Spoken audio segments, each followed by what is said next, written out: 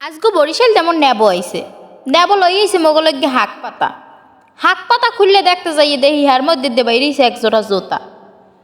আরে চললেন আগে দেখকে লই কি আনছে, এরপর জোতার গল্প পরেই কমু অনে।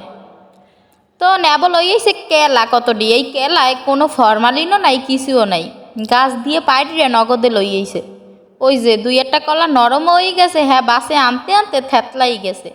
আর নিয়ে আইছে কলার মশরা। এখন এই কলার মশরাকে ডেলি ডেলি দেখাই, এখন তো আমনে মনে কৌতূহল জাগবে।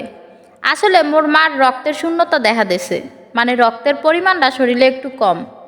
এর জন্য মোর মার লাগিয়া কলার মুসি, লাল শাক, এই রক্তজনিত খাবারের একটু আয়োজনটা বেশি মগো ঘরে।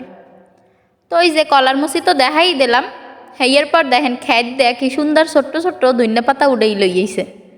আর মেলাগুলো লাল শাক নিয়েছে। এই মুড়িটাই ছেলে অনেক বড়, এরপর যতগুলাই সব ছোট ছোট। বাজার দিয়ে লাল শাক কিনলে কখনো তো লাল শাক বাইরে, কখনো আবার ডাঙ্গো শাক হয়ে যায়। এর লেগা বাজার দিয়ে আর কেনার সাহস না করিয়া ওই দেশ দিয়েই আনতে কইছি।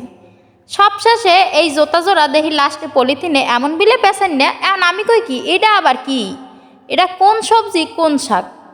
এখন কতক্ষণ পর এইটা খুললে দেখি কি এক জোড়া জোতা।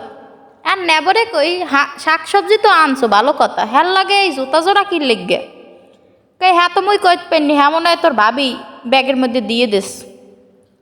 যাই হোক এই পর্যন্তই ছিল আমার ভিডিও। ভালো লাগলে লাইক কমেন্ট করবেন, শেয়ার দিবেন, পাশে থাকবেন। আল্লাহ হাফেজ।